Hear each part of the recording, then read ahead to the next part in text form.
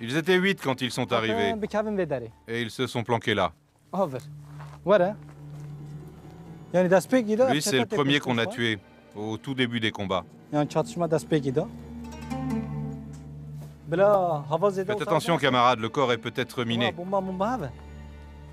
On s'est battu toute la nuit.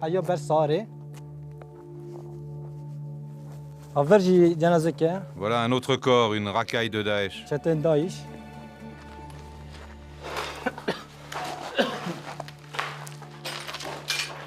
Ce terroriste était là-haut.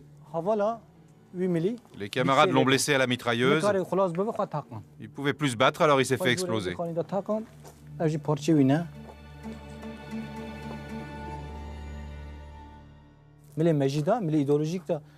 On leur a lavé le cerveau. Ils croient qu'en se faisant exploser, ils iront au paradis. Mais lui, là, c'est pas au paradis qu'il est parti. C'est en enfer. Ça, c'est la tête d'un autre terroriste. Celui-ci s'est fait exploser là et sa tête a atterri ici.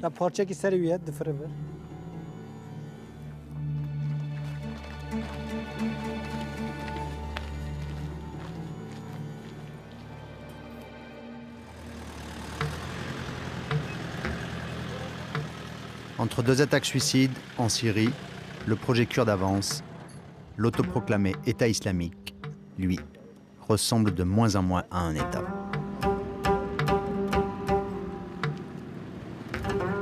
Trois ans déjà que les YPG, les YPG en kurde, affrontent les djihadistes. 6000 hommes et femmes sont célébrés comme autant de martyrs. À l'origine, les YPG sont la branche syrienne du PKK, la guérilla kurde de Turquie. Sur fond de guerre civile, ils se sont taillés un fief dans le nord-est de la Syrie.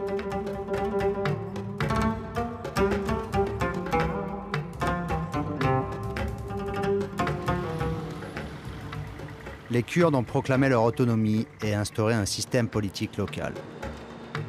Mobilisé sur les autres fronts, le dictateur Bachar al-Assad a retiré l'essentiel de ses troupes des zones kurdes, quadrillées par les YPG.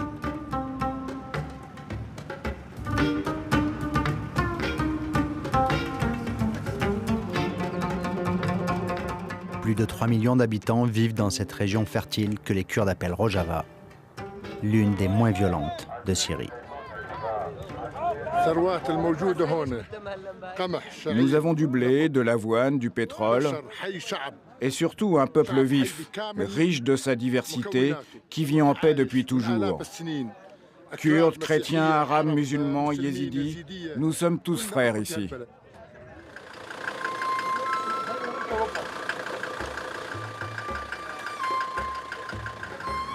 Mais la première richesse du Rojava reste le pétrole.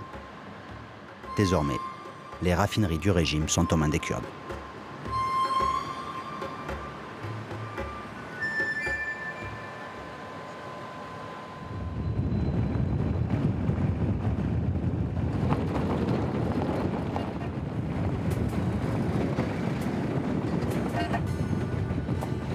Aux limites du Rojava, une offensive commence. Et contre Daesh, les Kurdes ne sont plus seuls. En 2015, les YPG ont formé une coalition interethnique, les Forces démocratiques syriennes, les FDS. Les groupes kurdes en forment le noyau dur, mais d'autres milices combattent sous ce même drapeau.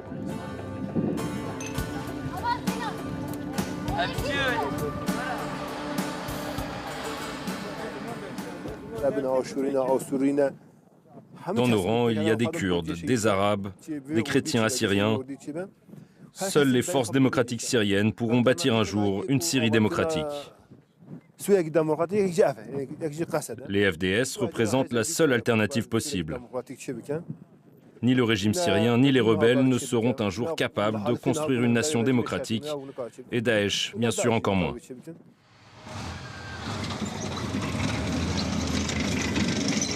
Cap sur Shedadeh, une ville pétrolière à majorité arabe, stratégique, au cœur du pseudo-califat.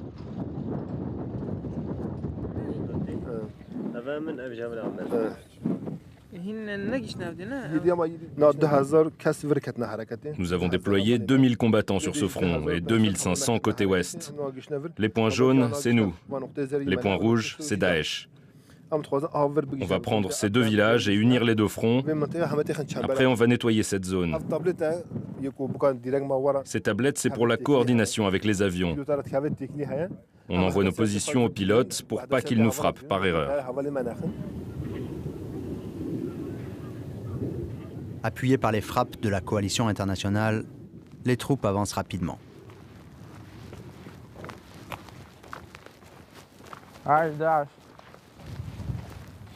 Celui-là, c'est un avion qui l'a tué.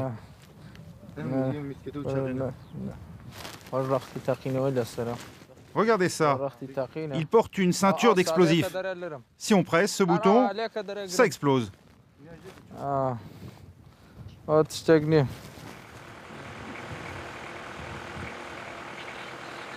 Les FDS progressent à travers des villages fantômes.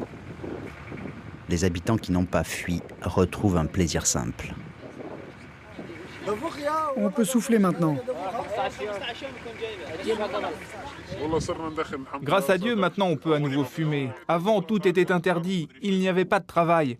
La vie était insupportable. Et si on fumait, on allait en prison. Et on est obligé de porter la barbe. On peut se faire égorger pour l'avoir rasé, ou pour s'être coupé les cheveux. On peut se faire arrêter par la police religieuse.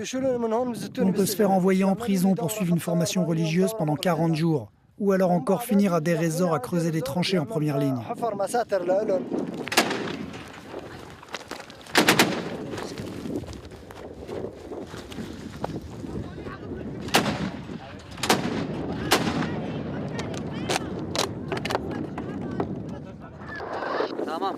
Écoute ça, on va leur envoyer une surprise.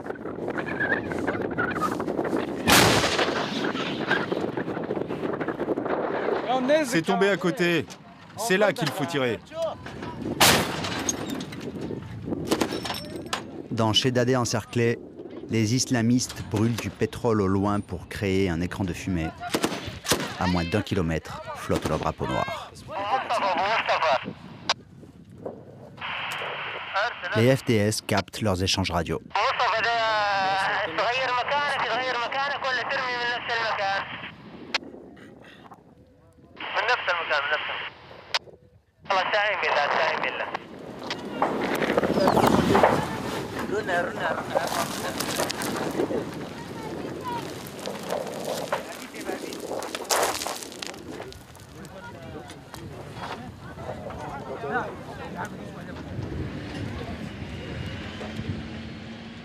À coups de bulldozer, jour après jour, le front avance.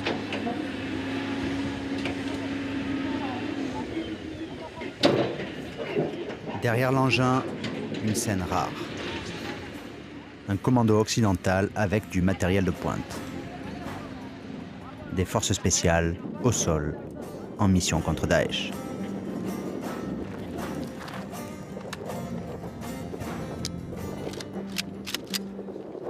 Français, anglais, américains, ces conseillers militaires sont là en toute discrétion et fuient la caméra. Leur rôle officiel, superviser les frappes aériennes, éviter les tirs amis, limiter les dommages collatéraux.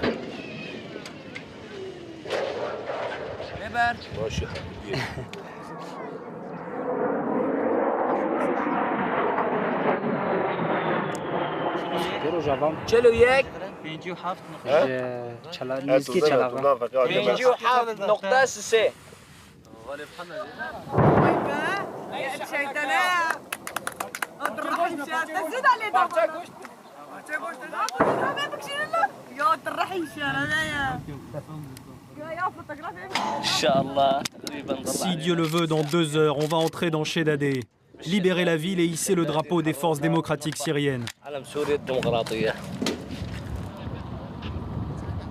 Le moral est bon, mais les djihadistes tiennent.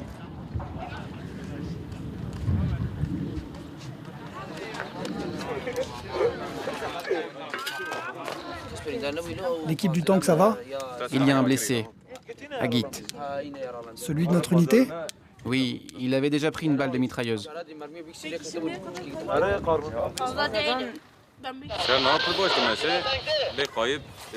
L'opération avance bien. En 3 ou 4 jours, on a avancé de 100 km. Là, on part libérer un autre village que les camarades ont encerclé.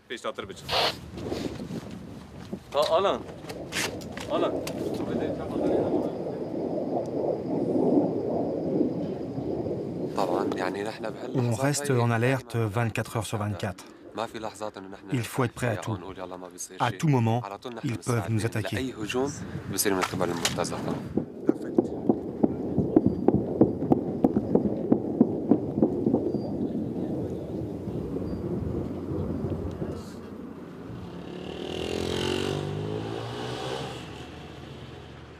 Loin de la zone de combat, un calme relatif règne dans les villes du Rojava, le Kurdistan syrien, où l'on suit de près les nouvelles du front.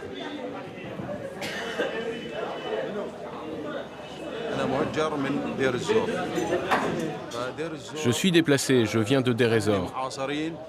Là-bas, mes parents sont encerclés par les soldats de l'État islamique. Alors à chaque fois qu'ils perdent une ville, je me sens mieux.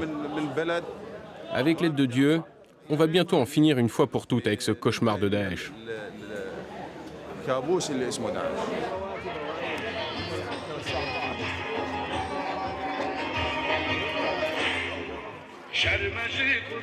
Au Rojava, c'est devenu une habitude, manifester en famille à la frontière contre le président turc Recep Tayyip Erdogan. On exige aujourd'hui la libération d'Abdullah Öcalan, le chef du Parti des travailleurs du Kurdistan, le PKK. Pour le président turc, YPG et PKK ne sont qu'une seule et même guérilla, des terroristes qu'il bombarde à l'occasion depuis la Turquie. C'est Erdogan le terroriste, c'est pas nous. Nous, on défend le peuple et les droits des femmes. C'est lui le terroriste. Depuis 17 ans, Öcalan, le guide du peuple kurde, est reclus en Turquie sur une île prison. Mais au Rojava, ses fidèles appliquent sa doctrine. Nous voulons la paix et la démocratie, rien d'autre. Au Rojava, nous avons instauré une administration autonome constituée d'Arabes, de Kurdes, d'Assyriens, de Tchétchènes, de Turkmènes. Nous voulons la paix et la fraternité entre les peuples.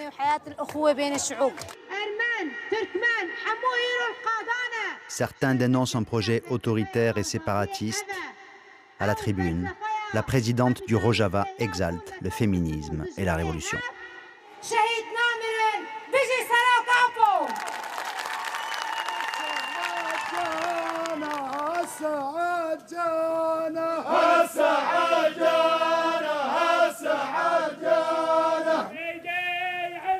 Au Rojava, une tribu arabe s'est ralliée au projet kurde d'une Syrie fédérale, les Chamars. Comme Daesh qui leur a déclaré la guerre, les Chamars vivent à cheval sur la Syrie et l'Irak. Cheikh Hamidi, leur chef en Syrie, reçoit le vendredi avec tous les honneurs. Lui, il arrive de Bagdad. Lui, c'est le cher de la tribu des Cherabi. Lui, c'est un cher de la tribu Taï. Il n'y a plus d'armée, plus de frontières. Alors on se défend tout seul.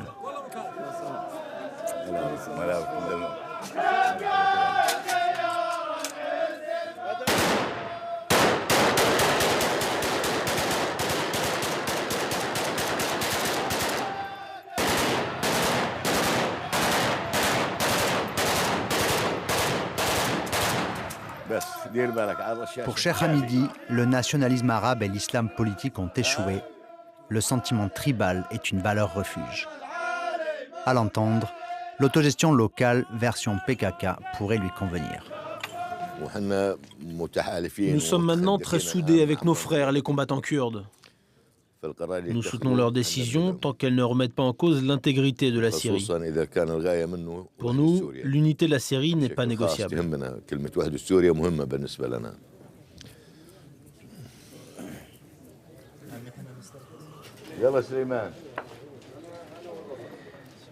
Mais pour certains opposants syriens, les Chamars sont des traîtres, car à l'instar de leurs alliés kurdes, ils ont évité de déclarer la guerre au régime syrien.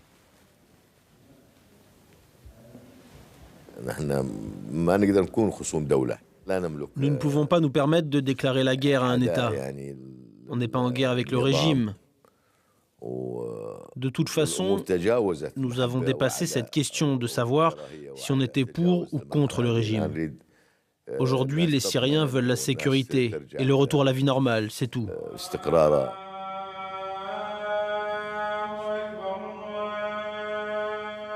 Pour Cheikh Hamidi, Daesh reste la première menace.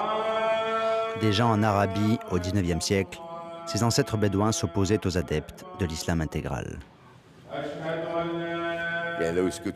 On était à deux doigts d'oublier le wahhabisme et les horreurs qu'on a subies. Mais cette nouvelle vague de fanatisme est la pire de toutes. Aujourd'hui, ils sont plus sauvages encore. On ne peut pas appliquer à la lettre des principes vieux de plusieurs siècles et les transférer à notre époque. Sous les ordres du Cher, la milice des Sanadides, les Braves en arabe. 4000 combattants chamars, sunnites pour la plupart, une composante majeure des forces démocratiques syriennes.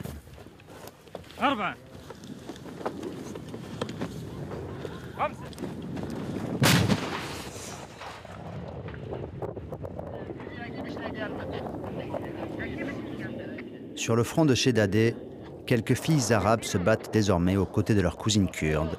Awaz a 17 ans. Alors, techniquement, je m'en sors bien? Y a rien à dire, t'es parfaite, en plus t'es jolie. Tu voudrais que je change de style ou quoi? Change rien, je te dis. Tout le monde m'encourage, car je suis une fille arabe et je vais au combat. Quand je rentre chez moi, les gens sont choqués que je porte les armes. J'ai appris par cœur la doctrine d'Abdullah Öcalan. Je la connais comme mon prénom. En tant que femme, je me bats pour moi et pour la liberté des femmes.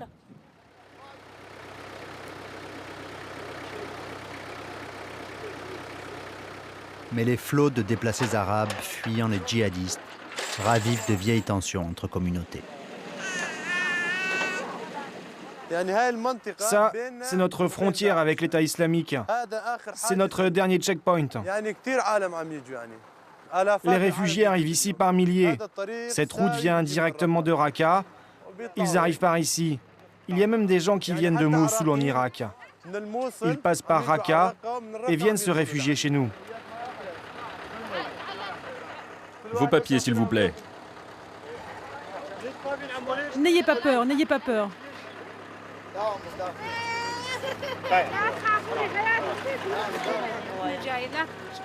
On est épuisé, mais on va tout faire pour s'en sortir.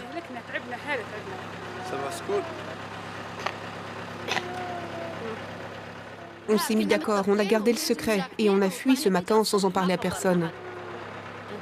Si Daesh l'avait su, il ne nous aurait jamais laissé partir. C'est interdit de fuir. Alors on est parti rapidement en famille. Vous êtes les bienvenus.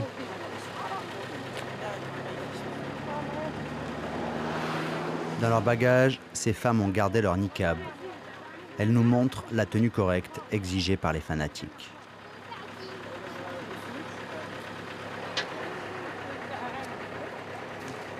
On dirait Daesh maintenant. C'était interdit de sortir de la maison sans être entièrement couverte. Interdit même de montrer ses yeux. T'es contente de l'avoir enlevé? Bien sûr que je suis contente.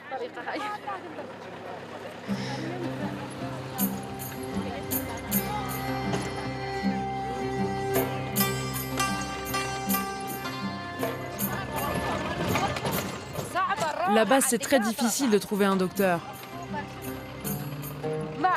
Si un enfant tombe malade, il faut payer des pots de vin à Daesh pour obtenir un rendez-vous.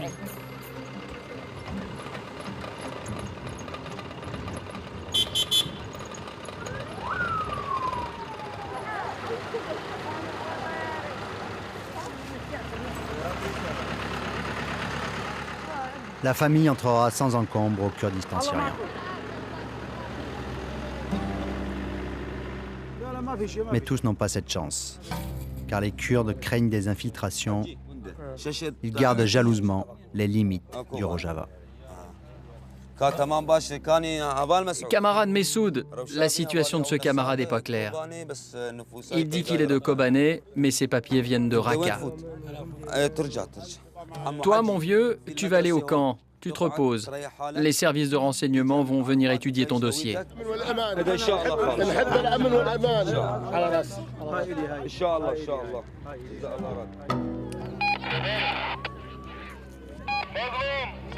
Dans des camps de filtrage, des centaines de déplacés attendent l'autorisation d'entrer au Rojava.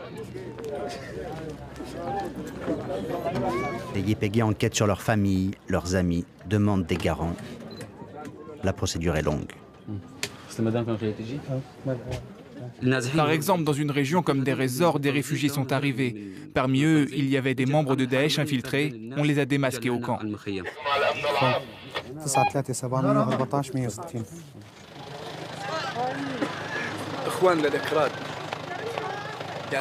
On est très fiers de nos frères kurdes. On leur souhaite tout le bien du monde et on respecte leur lutte. Mais ils ne devraient pas nous humilier de la sorte. Ça fait 4 jours qu'on moisit ici.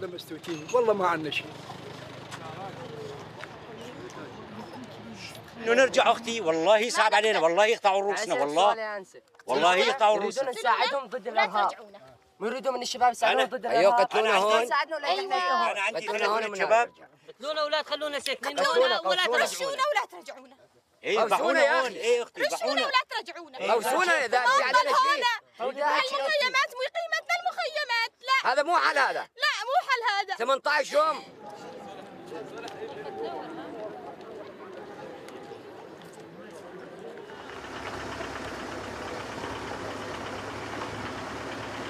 Dans les zones de combat, des villes arabes désertes, les Kurdes ont été accusés de chasser les populations soupçonnées de collaboration avec Daesh. Ils l'ont toujours démenti et avancent des questions de sécurité.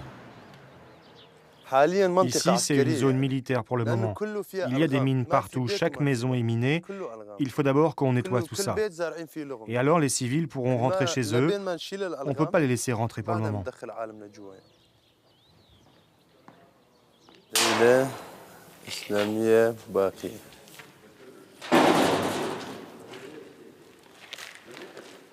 Dans ce hangar, l'arme la plus meurtrière des djihadistes, un camion piégé bourré d'explosifs. Même les roues sont à l'épreuve des balles. Impossible de les crever avec des calaches. Le blindage est très épais. Impossible de toucher le conducteur qui peut continuer sa course. Même à l'avant, regardez cette fenêtre. Ils peuvent la fermer pour éviter les tirs et continuer leur chemin. Regardez, c'est le détonateur.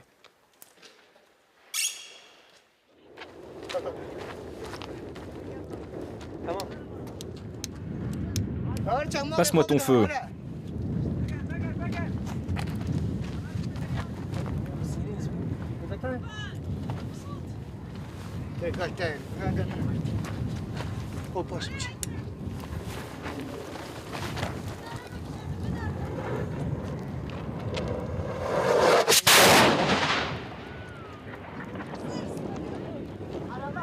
Une voiture, une voiture! Tirez, tirez, tirez, tirez sur cette voiture! Vite, camarades! La mitrailleuse, la mitrailleuse!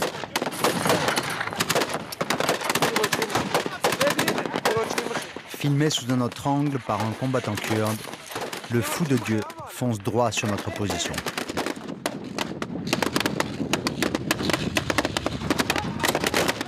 Mais le blindage du véhicule résiste aux tirs nourris.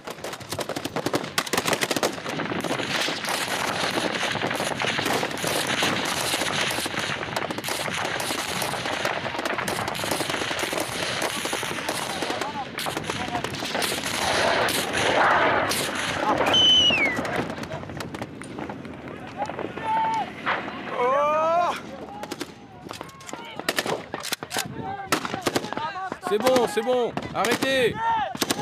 Un kamikaze a essayé de nous attaquer, mais les camarades l'ont neutralisé. C'est moi qui l'ai touché. Ça fait plaisir. Bravo mon pote.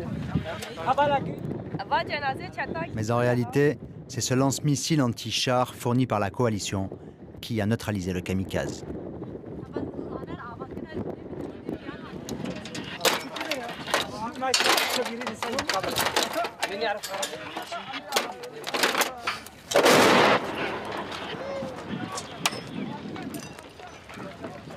Attention aux éclats, reculez, reculez, derrière la voiture.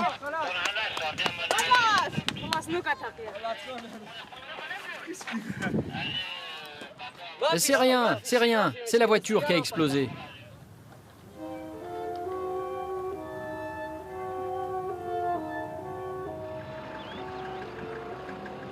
Dans la zone pétrolière de Shedadeh, les FDS ont pris un trésor de guerre, cette raffinerie de gaz, l'une des plus importantes de Syrie. Les camarades sont entrés par là, les ennemis ont fui de ce côté.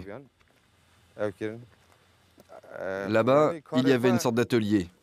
Ils y fabriquaient des voitures piégées. Ils rassemblaient le matériel ici, ils truffaient ces bonbonnes d'explosifs et ils préparaient les véhicules. Tout ça, c'est de la matière explosive, des produits chimiques. On ne sait pas encore exactement quoi, en fait. Ils fabriquaient des mélanges le plus puissants possible.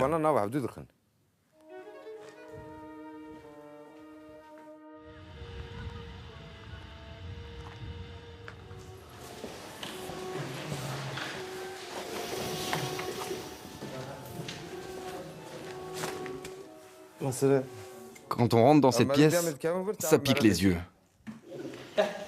D'après ces hommes, Daesh préparait même des armes chimiques. Pendant certains combats, les camarades ont été attaqués à l'arme chimique. Et les djihadistes portaient ce genre de masque. Quand ils lancent des bombes chimiques, si on ne les porte pas, on est tout de suite intoxiqué.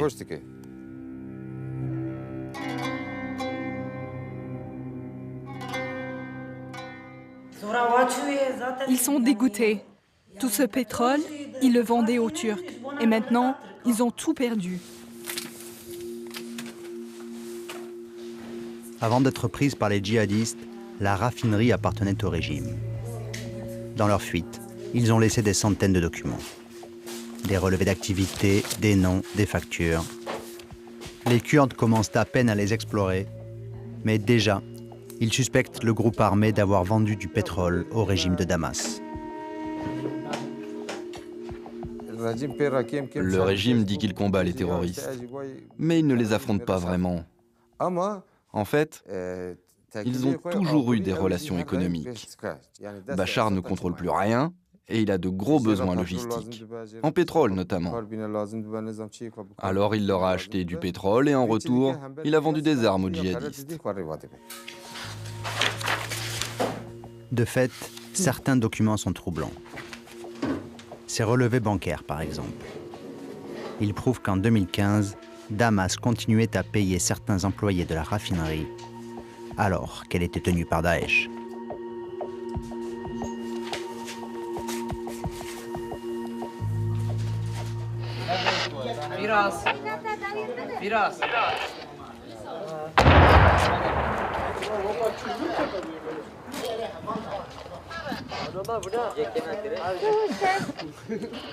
Les FDS sont maintenant dans les faubourgs de Shedadeh.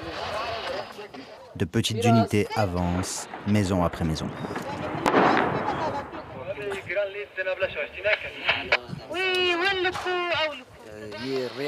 Ils sont encerclés. Ils n'ont plus d'endroit où fuir. La plupart des combattants arabes sont partis. Ceux qui restent, c'est des étrangers. Des Kazakhs, des Tchétchènes, des kamikazes prêts à mourir. Shedadeh est juste en face. Je ne l'ai pas vu venir, celle-là. Elle tombe du ciel.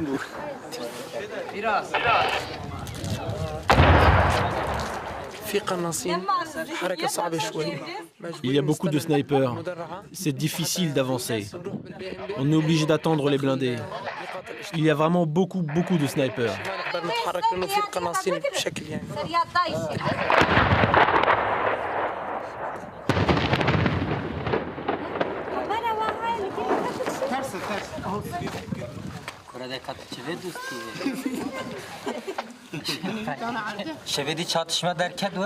Hier soir, il y a eu des combats. Ça a été intense.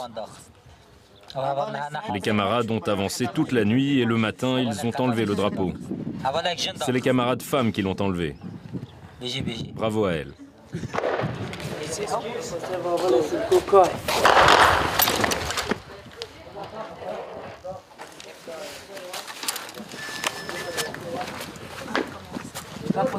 Ça vient d'où, ça?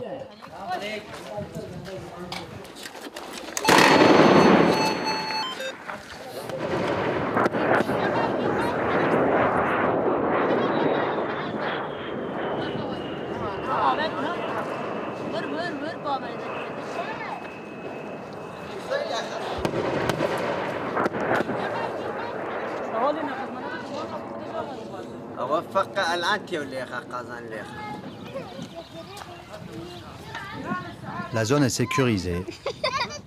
Quelques civils sortent de leurs abris. Vous pouvez dormir tranquille, vous êtes en sécurité maintenant. D'accord, mais vous ne partez pas, n'est-ce pas? Bien sûr qu'on va rester. Dès qu'on aura chassé les chiens de Chedadé, eh bien, je viendrai déjeuner chez vous. J'avais peur pour mon fils. Une fois, ils l'ont emmené avec eux. J'étais très inquiète.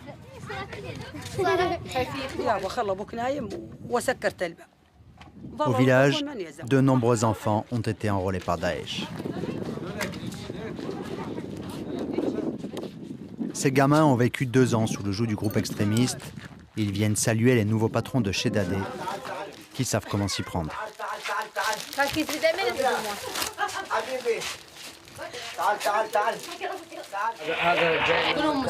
Ce combattant, il vient de loin, mais il prie, il lit le Coran, il fait le ramadan. T'es bien musulman, Roustum? Moi, je suis musulman, lui, il est musulman. On est tous musulmans ici. Ils vous ont déjà frappé? Oui, bien sûr. Et mon copain aussi. Ah bon, et pourquoi? Il frappait ceux qui n'allaient pas à la prière, ceux qui blasphémaient. Il décapitait les blasphémateurs. Il les punissait. Ce sont des mécréants. Il nous obligeait à faire la prière. Eux, ils la faisaient jamais. Ils la faisaient même pas. Daesh, ils sont partis. C'était des mécréants.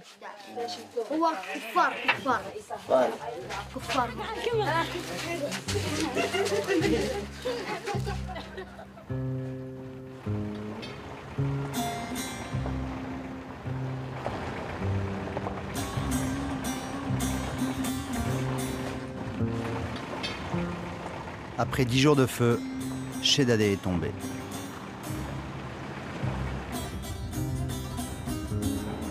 De nombreux habitants ont fui avec des djihadistes, par peur de représailles ou parce qu'ils avaient fait allégeance au califat.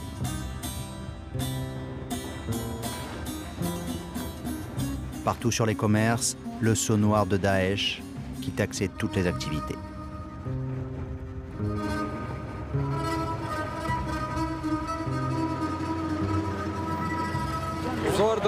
Chedadé est libéré. C'est une grande victoire.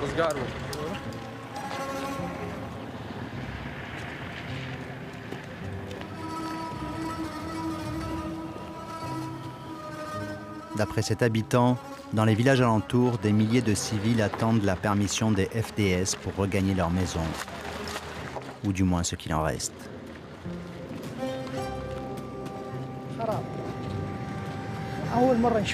J'ai jamais vu autant de destruction. Mais tout ça, c'est de la faute de Daesh. C'est à cause d'eux que tout est détruit. Mais peut-être qu'il faut en passer par là pour être libéré des djihadistes.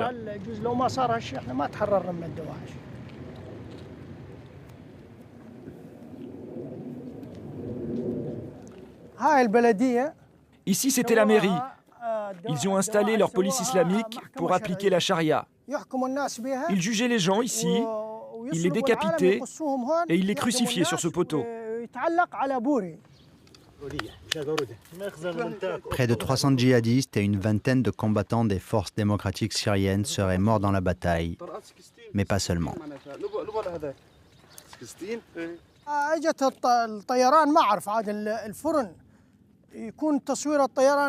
Les avions sont venus. On ne sait pas s'ils avaient repéré des bombes à l'intérieur, mais ils ont bombardé cette boulangerie. 21 travailleurs ont été tués. Ils sont toujours sous les décombres.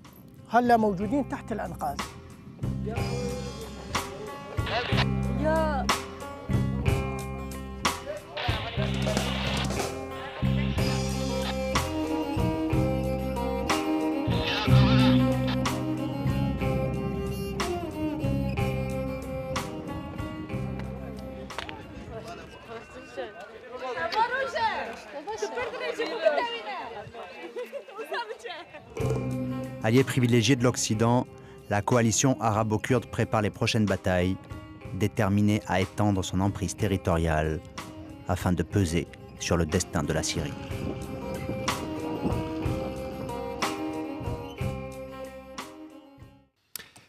Voilà pour ce reportage long format de la rédaction de France 24 à l'assaut du califat, signé Roméo Langlois et Maïssa Awad. Vous pouvez évidemment le revoir sur le site internet de France 24 à la rubrique émission puis reporter. C'est la fin de cette émission. On se retrouve dans un mois pour un nouveau numéro de Reporter le Doc et dès la semaine prochaine pour Reporter sur France 24.